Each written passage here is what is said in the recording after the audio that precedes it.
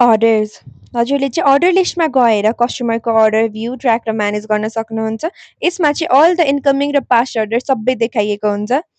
हजुरले simply search पनि गर्न सक्नुहुन्छ या त दिएको फिल्टर अनुसार फिल्टर गर्न सक्नुहुन्छ।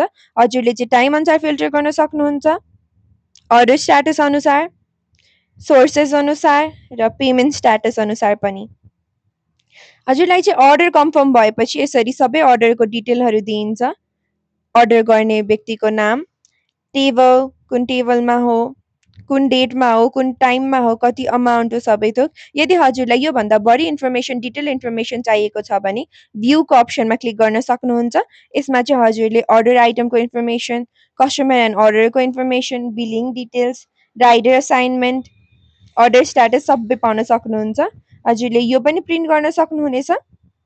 यदि हजुरलाई केही कुराहरू चेन्ज गर्नु पर्यो भने एडिट अर्डरको अप्सनमा गएर चेन्ज गर्न सक्नुहुनेछ। केही कुरा एड गर्नुपर्ने छ भने एड गर्न सक्नुहुनेछ जस्ट विथ वान क्लिक, अनि सेभ अर्डर गरेर अर्डर सेभ गर्न सक्नुहुनेछ।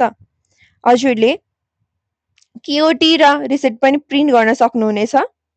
त्यसको लागि चाहिँ यसरी सिम्पली एक क्लिक गरेपछि डाउनलोड भएर आउँछ। डाउनलोड भएपछि हजुरले प्रिन्ट गर्न सक्नुहुन्छ। केओटी चाहिँ यस्तो फर्मेटमा आउँछ।